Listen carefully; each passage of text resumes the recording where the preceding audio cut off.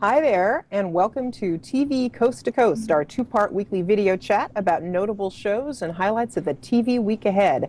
Our rotating crew of TV critics across the country this week includes me, Christy Turnquist, TV critic of The Oregonian and OregonLive.com here in lovely Portland, Oregon.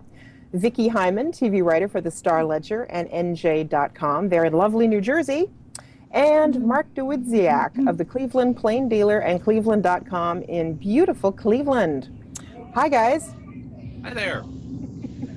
Now, for our first segment, we're looking at one of the fall season's most anticipated new shows, and that would be Gotham. The Batman prequel premieres Monday night on Fox. It stars Ben McKenzie as James Gordon when he was a wet behind-the-ears detective dealing with the steeped in corruption Gotham City.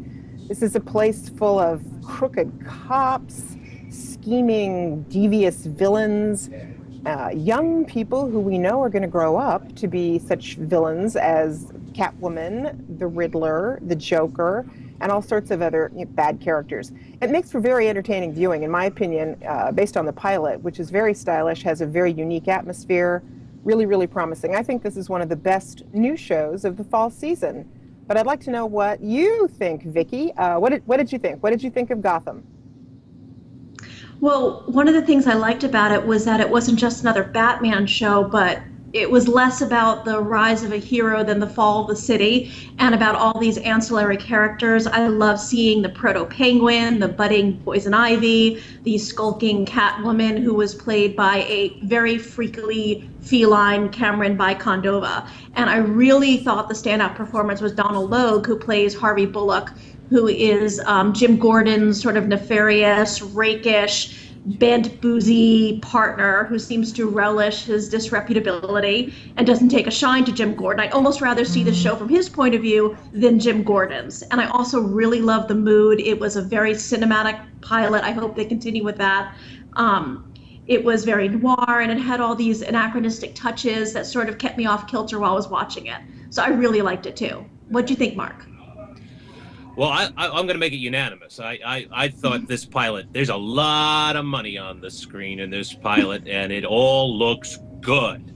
And it moves like a souped-up, reconditioned Batmobile. It just comes roaring at you.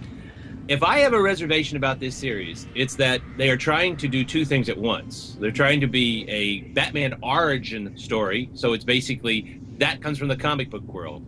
And the other part of it is like some old-fashioned film noir, which is where the Harvey Bullock character comes in. I like that series better than I like the comic book stuff. Kind of the constant references to the Catwoman and this guy's going to be the Riddler. It gets a little precious. It gets a little constant, and sort of digging the elbow into your ribs is, get it? There's going to be the Catwoman. Yeah, I know little girl jumping around this pilot is the Catwoman. I got it.